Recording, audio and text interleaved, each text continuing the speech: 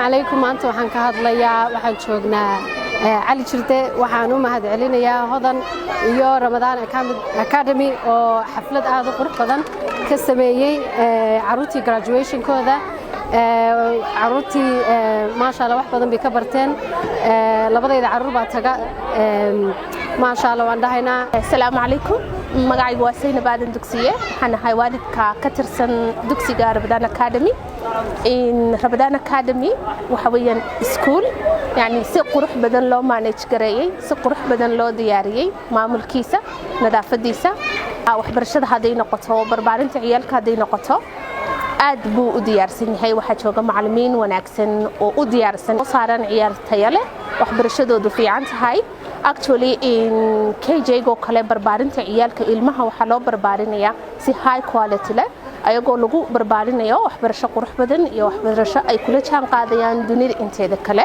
waxaan leeyahay waalid kasta oo na arka ama iskuulka Ramadan Academy arka kaalay soo booqo ciyaalkaaga u imo u arag place-ka quruxda badan leh nadaafada badan waxbarashada tayada leh maamulka quruxda badan iyo macallimiinta joogta assalaamu calaykum soo dhawaada iskuulka Ramadan Academy School waxaan hore noola joogay KG3 ila grade 3 way noo dhamaadeen sanadkan insha Allah nagastayga sanadkan kale waxaan noo bilaabmayaa grade 4 isqorista way socotaa way ku soo dhaweynaynaa gacmo furan insha Allah soo dhaweyn wanaagsan. My name is Teacher Carol.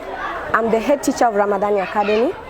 Ramadan School started as a home school and it has grown to be a big school whereby now it has 60 students. It's an amazing place where children enjoy, they play, they learn, and we develop holistic learners. It's one school that does not only major on academics, but also nurturing every learner's talents. Particularly, I would say that today was it's an amazing day, whereby our learners were showcasing their talents, and we also had our first graduation day. We had an amazing day, children were really showcasing their talents, and it was really wonderful when we saw our children growing and being holistic in all areas of learning.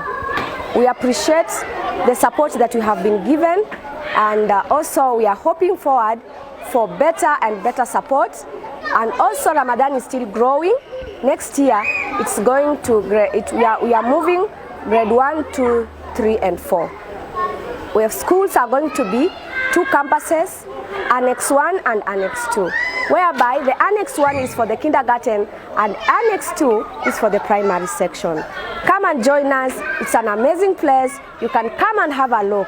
We are always there for you. We are parents, we are teachers, and we are all that you want your child to come across. Thank you so much.